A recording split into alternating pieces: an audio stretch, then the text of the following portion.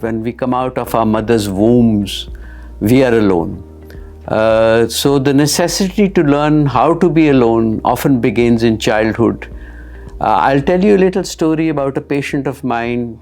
She had a very difficult childhood. She remembers calling herself the asexual offspring of a tree. At one point, because although her parents were there in person, यानी कि वो मौजूद थे और वो physically तो present थे, but they were really not emotionally available. उसके जो वाले साहब थे वो emotionally abusive थे towards their mother, to the point that her mother completely shut off and was unable to do anything, including not looking after the patient herself. So this left my patient feeling abandoned. She became scarred and broken by the chain of abuse occurring in a childhood home. This patient then went on to say, एक दिन वो बीमार हो गई और hospital गई, and the doctor जिसने उसको देखा asked her to fill up an emergency form for in case things had gone wrong. So they essentially wanted an emergency contact. उसको वो सोच में पड़ गई कि emergency contact मुझे कहाँ से मिल सकता है. She really could not recall any name that she could really rely upon in case of an emergency, and left that bit blank. Certainly जब वो बाहर आई, it made her really think emotionally, and she felt that she couldn't automatically identify any person that she could rely on to write the name on this form. उसको emotional feeling हुई that she belonged to no one at that moment and felt incredibly alone. So sometimes a lonely person feels like you don't belong to anyone. You might have a phone full of a number of contacts, but you don't feel emotionally connected or close to any one of them. और ये मैं आपको बात बताऊं, बहुत सारे लोग ऐसा फील करते हैं. While you always have others around you, but you can still feel very lonely and alone in a crowd, even when you are amongst people. So बहुत सारे लोग ये आपसे कहेंगे, I'm here for you if you need me. How many of them actually really mean it is a matter of conjecture.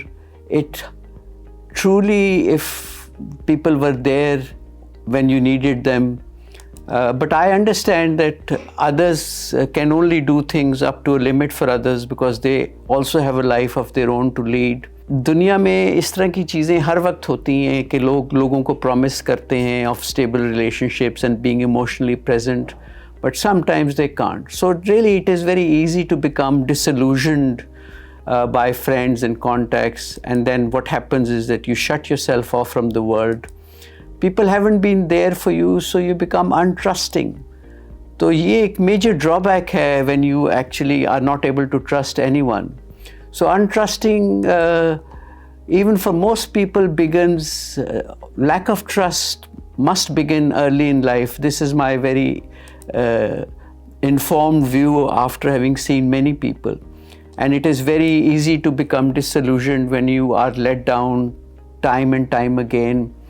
So you then avoid being a trusting person, and then you become an untrusting person. I can tell you that it is probably not the same for everyone, but once your trust is jeopardized, it is very hard to build up.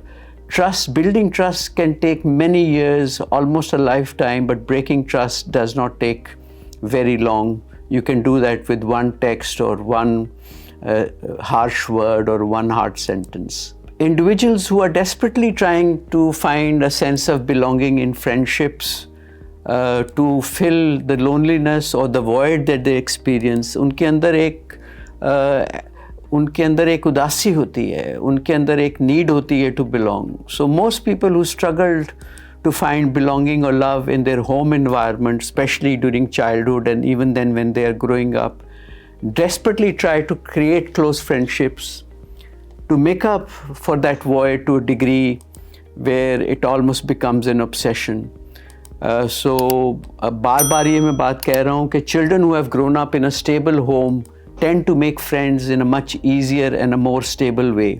However, those who had the opposite experience, यानी कि अगर वो एक turbulent माहौल में पले बड़े हैं, they usually tend to cling on a little too tightly, and then this kind of then destroys even good relationships for them. So people who have experienced unstable upbringing often cling to friendships, sometimes to a degree जहाँ के वो suffocate कर देते हैं दूसरे person को, and they can suck the life out of their friends before even they have had a chance to develop. At school, children are generally very cruel to each other, and what they say to each other can be very hurtful.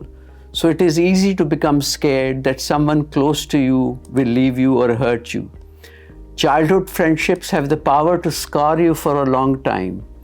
So did you really know that most experts now agree that the end of a friendship during childhood or even later in life can just be as painful, if not more, as compared to the end of a romantic relationship? So friendships can scar you. Friendships can break you into pieces, and you may have a lot of difficulty later in life collecting those pieces and building yourself up as a person.